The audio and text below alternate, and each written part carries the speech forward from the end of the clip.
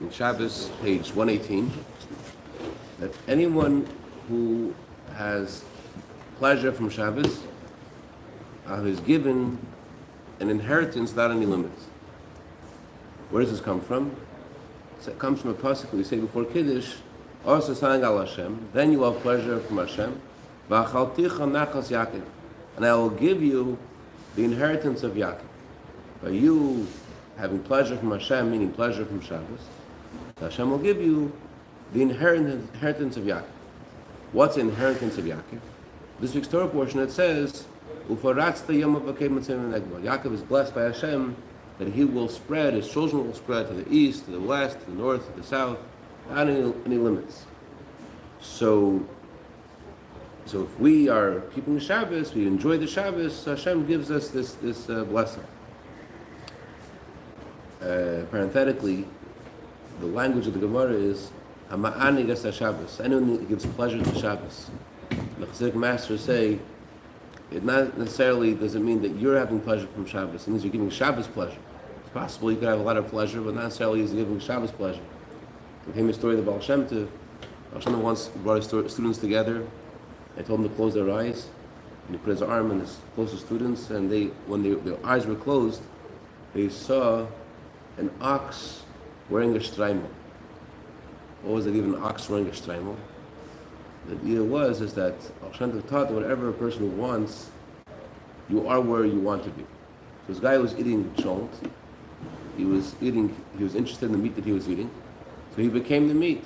You are where you want to be. So it wasn't just like he was eating the chont for the honor of Shabbos. He was eating the chont for his own honor as well, because he liked the chont. It wasn't just like he's eating the chont for the sake of Shabbos. There was a lot of me mixed into that chont as well. The Alter B'Son Moshe, because of the debates that he did to defend Judaism against various priests and bishops, he had to run away and hide for a large part of his life, and he didn't have a very easy life and very little resources. So someone once asked him, "How come you don't accept? I want to give you something for Shabbos." He says, in general, mitzvahs which are associated with the pleasure of the body, Chassidim have a tradition, you don't have to focus on them so much. You don't have to focus, in other words, if the pleasure of your body is involved, you don't have to focus on them as much as you do other mitzvahs. So it could be that your focus is more about you than it is about the mitzvah. Like in the story of Baal Shem Tov, the guy is wearing a shtreimel, and that was for the honor of Shabbos. But the rest, he was eating the chont, it was for his own honor. Dovi is thinking, don't try this at home, folks, because, we're regular people and we're enjoying the mitzvah of Shabbos, and for us it's a mitzvah. Don't give us these Chassidic acrobatics. All right, fair enough. I accept that. Yes, we eat on Shabbos and enjoy Shabbos. It's definitely a mitzvah. Okay, so the Gemara says, why does a person merit to have inheritance without limit? Because he has pleasure from Shabbos. He has inheritance of Yaakov. Yaakov had this blessing. Unlike Avram, who did not have this blessing. Avram, it says about him, Hashem told Avram to walk through the length and the breadth of the land, and Avram merited to have the land of Israel. Only Yaakov, who kept Shabbos, he was the one who had a much greater blessing than just the land of Israel. He had the blessing of the whole world, the east and west and north and south, ufaratz, without limits. So how do we get the blessing of Yaakov? It's through keeping Shabbos. The question is, it says in the Torah that Avram Avinu kept all the Torah mitzvahs. It says our forefathers kept all the Torah before it was given. So certainly Avram kept Shabbos. It says in the Torah, Avram Avinu kept everything.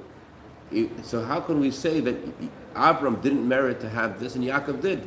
What was special about Yaakov that Avram didn't do that Yaakov did do? So it says in the Torah about Yaakov that he kept Shabbos. It says in the next week's Parsha, how Yaakov camped, and the Talmud says, what does it mean he camped? He camped before Shabbos began, and he set up exactly where everyone was allowed to walk on Shabbos. On Shabbos, you're now allowed to walk 2,000 cubits, 3,000 or 4,000 feet outside of the city. Wherever you set your places for Shabbos, you can't walk 3,000, 4,000 feet out of that. So if you're in the city, So you could say in the whole city plus 2,000 amas outside the city.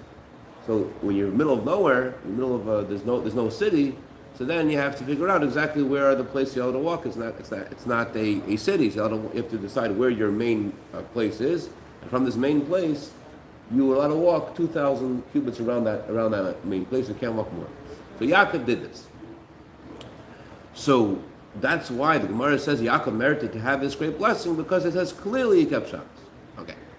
So the question is, if Avram did this too, and it doesn't say about him clearly, and Yaakov it does say about Yaakov clearly, that itself tells you that there was something unique about the way Yaakov kept Shabbos. Something that Yaakov did that surpassed the keeping of Shabbos of Abraham. And that's why the way the Torah classifies Avram's observance of Shabbos, the Torah just says that Avram kept everything. However, when the Torah talks about Yaakov's observance of Shabbos, it says it clearly, or it doesn't say clearly, but it mentions this as a separate concept, a separate idea. Not that Yaakov kept everything, it says Yaakov kept Shabbos specifically. You also need to understand how come Yaakov's observance of Shabbos in general, why is it the Torah highlight his observance of Tchumen? There are many mitzvahs in Shabbos. There's 39 malachas.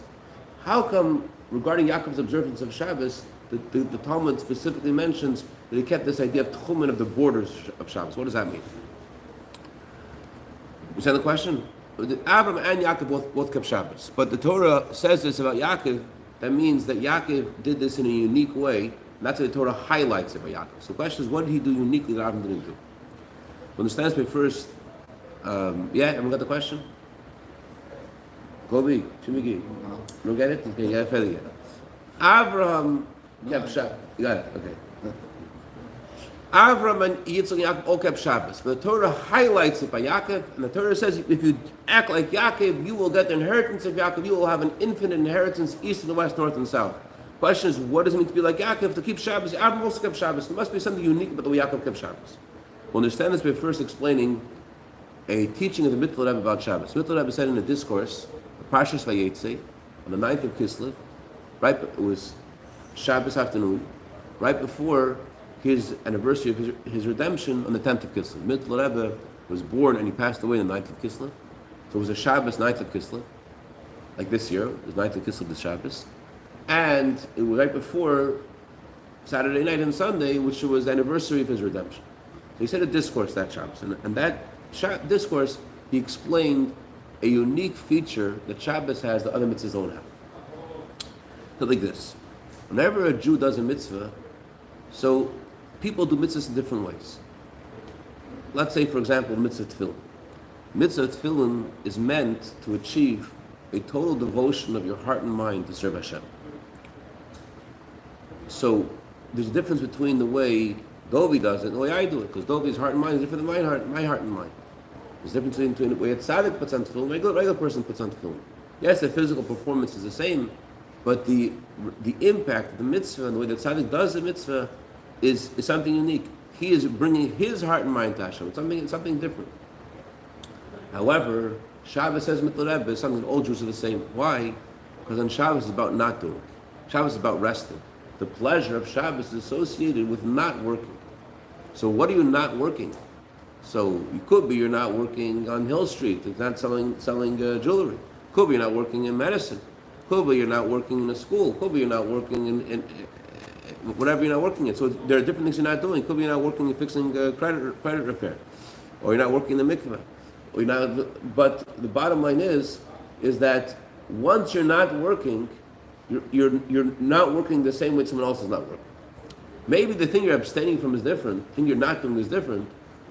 Maybe when the Jewish people built the Mishkan, and they were told, no, Shabbos, you cannot continue building the Mishkan, so they were stopping to build the Mishkan. Okay, there was a holy thing that they weren't doing. Or we were discussing yesterday how on Shabbos, Beirer is Asr.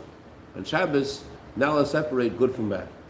So Chassidus explains, it's not just you can't separate good from bad, but on Shabbos, the spiritual meaning of separation doesn't exist. Usually, when a person eats on Shabbos, eats in general, there's supposed to be a Yaakov. Yaakov means to trick. It's supposed to find the godly spark which is in something and disguise your motive. You're involved in the physical, but you have something else in mind. You have to eat like a regular person, Your intention is to not to have the pleasure of the food.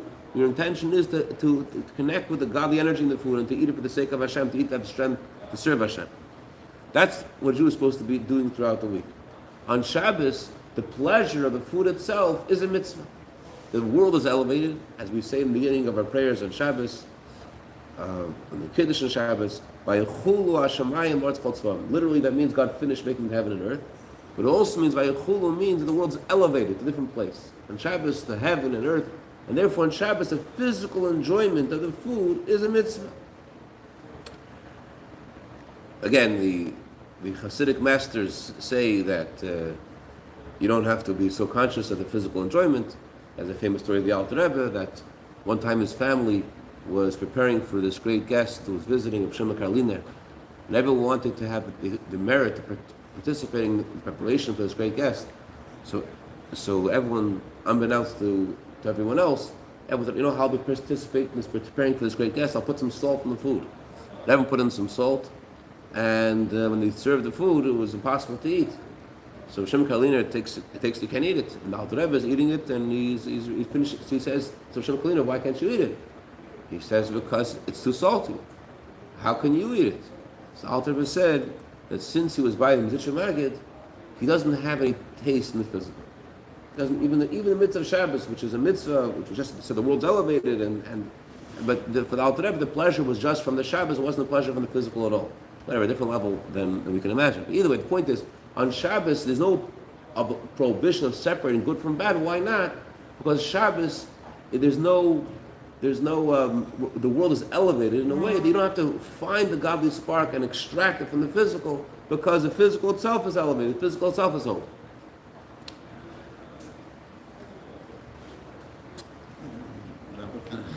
Okay.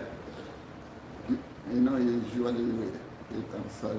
No. Usually you eat sholem and a lot of beans in it, right? Yeah. And it can make you gas. Here we go. On a Shabbat, you get gas too, or you don't get the gas because it's not physical? No comment. You remind me, there was a tzaddik, he was coughing. So his son said to his father, Dad, why don't you have a cup of tea? So his father said to his son, my son, in Atzilus, in the highest world, you don't drink tea. So his son said, yes, Dad, but in Atzilus you don't cough either. You don't cough either. You don't have lactose. So, okay. So the Mitzvah Rebbe says that, yes, it could be that we abstain from different things. However, once you're stopping to work, everyone's the same. Everyone's equal on Shabbos. Tefillin, everyone's impact of tefillin and the connection they have with what they're doing is different. The intent they have, what they're not doing is everyone's equal. Why is it everyone's equal? Where does it come from? The reason everyone's equal on Shabbos, the Rebbe says, because we say in the Mincha on Shabbos, we say these words. In the Shabbos afternoon prayer on Mincha, we say, on Shabbos, the Jew connects to the essence of Hashem. Because we connect to the essence of Hashem, so therefore, the essence of a Jew is also connected. It's also in touch with that. So, on Shabbos, the essence of the neshama is revealed, because the essence of Hashgalinus is revealed. That's the meaning of the words we say in the prayer. From you and you alone is our tranquility. The essence of Hashem relates to the essence of a Jew on Shabbos, and so our tranquility is associated with our essence, and therefore all Jews are the same. Mitzvah Rebbe actually said that doctors, this is something interesting regarding your other question about the physical effect of this. He said that doctors checked the pulse of a Jew on Shabbos. They found that the pulse is different on Shabbos than it is during the week. I don't know if other doctors have tried this as well, but that's Mitzvah Rebbe mentions this, that the pulse is different. All Jews, the pulse is different on Shabbos. The Gemara says also about Am Haaretz. The Gemara says there are certain people that are suspect of lying. But on Shabbos, we don't suspect them of lying. Why? Because the holiness of Shabbos affects their physical nature. It's possible to say deruk on Shabbos. It's possible to say something which is dishonest on Shabbos. But the nature of a person is that on Shabbos, the holiness of Shabbos puts you in such an atmosphere that that you wouldn't, their nature is not to do this. Why? Because Shabbos touches the essence of the soul, the yechid of the soul. Pulse refers to heart rate. Huh? Pulse refers to heart rate. Pulse Yeah. relates to heart rate. So when you say the pulse is different, because Shabbos the person is more calm, the heart rate is lower. Whereas when a person is more nervous or active, the heart rate is faster. So maybe that's what they're referring to. Very nice. Shabbos makes them calm, and the pulse, which is the heart rate, is lower. Beautiful. Fantastic. Another doctor, Dir Ashvi, one of the Rebbe's doctors, concurs in the middle of Rebbe's doctors. This is great. Okay, good. Okay, so there is a halacha also that expresses how Shabbos is associated with the deepest part of the soul. The halacha is, on Shabbos, you're not allowed to carry more than 4 amos, which is about 6 feet. Why can't you carry 6 feet? So the Gemara says that the height of the average person is 3 amos, and if you want to pick something up from the floor and lift it above your head, according to one opinion, or if you want to stretch out your hands and your feet, so they would give you there's another amma, another 2 feet or 1.5 feet for sticking your hands above your head. So therefore, the Torah says a person should not leave his space. What's considered the space of the person? The space of the person is the 3 feet of his body and his head, and the additional 1.5 or 2 feet of lifting his hands above his head. That's what it says in the Gemara. That's why you're allowed to walk, you're allowed to carry something for 6 feet, because that's for 4 amos, because that's the same size as your body plus your hands above your head. That says in the Gemara. But this is the measure is coming after the place. Like if you are sure, you can go from there to there. It's more than 6 feet. You can coffee. Outside of shul, outside a private domain. So that you're able to move something the full length of your body plus your arms. Right. Then it would just be inconvenient for everybody to be lying down with the arms outstretched all the time to move something from here to there. So I may as well just be able to walk. The Torah gives you your space to walk. You can carry something in your space. What's considered your space? It's your space. Your space is the size of your body and your hand above your head. So Chassidus explains that the body, the feet, and the head correspond to 3 parts of the soul.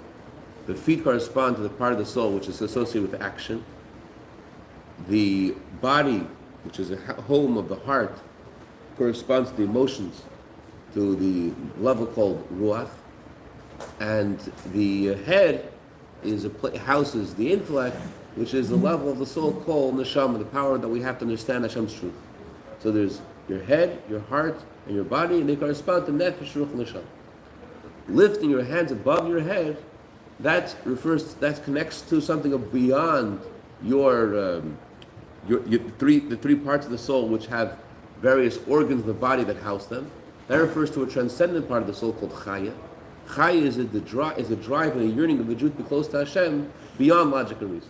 That's a higher and greater desire that's not based upon logic and reason. That's, by the way, the reason we say in the Kiddush and Shabbos, we say v'ratza banu. God desires us. Chassidus explains, Alter Rebbe explains, the ratza banu means v'ratza, the desire to be close to Hashem. On Shabbos, banu, we feel it. That desire is in us on Shabbos. The Ratza, desire to be close to Hashem, the Neshama Yisera, the Gemara says on Shabbos, you have the extra Neshama. What that means is that we are in touch with this Chaya, this desire to be close to Hashem beyond logic and reason. That's Banu, that's inside us. So that's the idea of the 4 cubits. But in those 4 cubits, a person is able to go in those 4 cubits. What's the idea of the person? So the 4 parts of the soul are connected to the 3 parts of the body, the head, the foot, and the toe, and the head and the body and the foot, and the hand above your head is parallel to the level of chaya, the transcendent level of the soul. So therefore, you have 4 cubits that you are granted to go in. Who is the you that's granted to go in those 4 cubits? The you is the yechida, the essence of the soul. Chassidus spreads in the domain around yourself. Around you, your yechida extends. And therefore, you're allowed to, in the other parts of your soul, nefesh, ruach, neshama, chaya, and the 4 lower parts of the soul, the essence of the soul is present, and therefore the halacha is you're allowed to walk in those 6 feet. So, why is it that Shabbos specifically is associated with an expression of Yechida? Because we said before, because Shabbos is not about doing something, Shabbos is about not doing. The tranquility of Shabbos, the pleasure we have on Shabbos, is not from an action that we're doing, it's from abstaining from action. And therefore all Jews are equal in this, and something which is connected to the essence of the soul and the essence of Hashem. So this is why the Torah says about Yaakov, Yaakov specifically kept Shabbos. Abraham, of course, kept Shabbos. But what does it say? The Torah is saying that about the blessing of Yaakov. When the Torah says Ufaratzta, he will spread to the east and the west, the north and the south. What does the Torah say about Yaakov specifically? That who was Yaakov? Your seed will be ka'afara aretz. Your seed will be like the dust of the earth. The dust of the earth emphasizes the idea of total self-abnegation to Hashem. The unique way that Yaakov turned to Hashem was with his Yechida, with his essence of his neshama. We were learning yesterday that there's a difference between giving your life away to Hashem because you want to, or giving your life away to Hashem because you can't bear not to. The level of Chaya, also, or level of Nefesh Chasham Chaya, they are parallel to the first two kinds of love discussed in Shema. That's in Shema, we say love Hashem with all your heart and all your soul. Loving Hashem with all your heart would also motivate you to give your life away to Hashem. Loving Hashem with all your soul, which is beyond logical reason, would also motivate you to give your life away for Hashem. But that's a desire that you have. You agree to do this. You want to do this. You could have wanted something else and you want this. That's desire. Yechida means I can't separate myself from Hashem. There is no other choice. It's not that I'm choosing this and not choosing that. It's not a choice. The very fact you say there's a choice means it could have been a different way. Chaya is in a state where there's a powerful drive, a yearning, an attraction beyond logic and reason, but there's still a choice. There's still you're being swept away in one direction. Fine. Yechida means I can't separate myself from Hashem. I'm not able to. It's a totally different kind of experience. That Yechida is incomparably greater than the first levels, four levels of the soul. So Yaakov embodied Yechida, and that's why the Torah says he was like dust of the earth. He had a sense of total obligation for Hashem. And because Yaakov had this, Yaakov embodied Yechida, that's why the Torah highlights and says Yaakov kept Shabbos, because Shabbos is a day when Yechida is expressed. So this explains why the Gemara says about Yaakov specifically that he kept Shabbos. And if we act like Yaakov, when we enjoy Shabbos, we also, each of us will merit, to, the Gemara says, Nachavim Mitzorim, an infinite inheritance. That's the Gemara says. Then the Rebbe says something very amazing. He says, the timing that the Mitzvah Rebbe gave this teaching is very in sync with the teaching itself. When did the Mitzvah give this teaching? What kind of teaching was he giving? The Mitzvah gave this teaching again on Shabbos. Shabbos is a day of expression of the Yechida, the day when the essence of soul is expressed. Only Shabbos. Yeah. Not only Shabbos or Shchodesh also is expression of Yechida. And Yom Kippur is expression of You have to Yechida. wait for that moment to come, Yechida to shine instead of Very good question. Very good question. All right. So the answer is the Mitzvah Rebbe said, and it says in Tanya. You're asking a very important question. The Mitzvah Rebbe says, and it says in Tanya, that when you just think about yourself as your Jew, and that you cannot bear to separate yourself from Hashem, and you know that if you were given a choice, you would give your life away rather than separate from Hashem. Just thinking about who you are puts your Yechida gives you the power of Yechida, the power of Yechida. And with that power, the Alter Rebbe says that you can overcome any challenge. If I'm ready to give away my life rather than sever my bond with Hashem, how much more so shall I be ready to give away my money? How much more so shall I be ready to give away my health? How much more so shall I be ready to give away my comfort and my glory and whatever it is in order to connect to Hashem by doing a mitzvah? So it says the whole Tanya is based on this idea that why is it close to every Jew to keep Torah mitzvahs? Alter says because every Jew is ready to give his life away to Hashem. So you could have a little revelation of the Yechida when the non-Jew comes over to you and threatens you, chas v'shalom. Or you could think about that. And that's by thinking about that, you're already getting the power of Yechida. But Shabbos, without thinking about it, there's already a connection you have to Yechida on some level. In Yechida itself, also, another thing, the Mitzvah was teaching chassidus. What's chassidus? In the Torah itself, there are 5 parts. The 4 parts of Torah interpretation, Pshat, Remez, Dush, and Say, the simple explanation, the gematrias and hints in the Torah, and the homiletical interpretations of Torah, and the Kabbalistic interpretations of Torah. Those four correspond to four levels of the soul. Then there is chassidus. Chassidus is connected to the yechida, the essence of the soul. When you study chassidus, as we're doing, you're also getting in touch with yechida. Moreover, the Mittler Rebbe was giving this teaching before the day of his redemption. Why was he in prison in the first place? The tzaddik, it says in the Torah that an olive, zaytun, when you take an olive and you crush it, the oil comes out. And so to a tzaddik, when he goes through an experience like being in prison, the purpose of that experience is that he should be able to be in a higher level than he was before. That we find by the Alter Rebbe and the Mittler Rebbe and by the Rebbe, that after the events in the month of Kislev that they were challenged with, all of a sudden there was a new revelation. There's a new revelation of the Alter Rebbe's chassidus after his release of Yud Kislev, a new revelation of the Mittler Rebbe after Yud Kislev. And the Rebbe, after his recovery of Kislev, is a whole different level of revelation of godliness that the Rebbe brought to the world after the Rebbe's recovery on Rosh Kislev. So the Mittler Rebbe's redemption is about further revelation of these teachings of Chassidus, which are connected to Yechida. Also, when did he get his teaching? On Parshas Vayetzei. Vayetzei is when the Torah tells us about this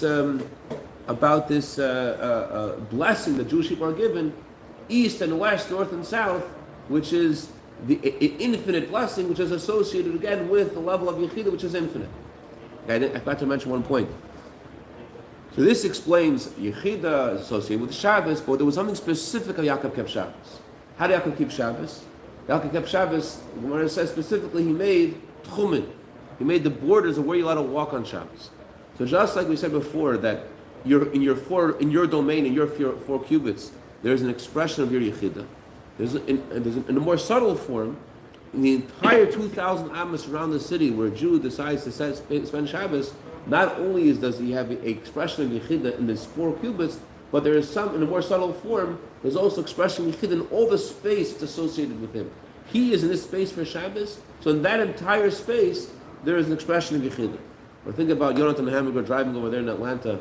It says in the back of the Tehillim, there's many letters of the previous Rebbe, it says you say a line of Tanya, you cause a purity in 40 vyorst, a distance of 40 kilometers, just say a word of Tanya, cause an expression of godliness to be brought in that whole area.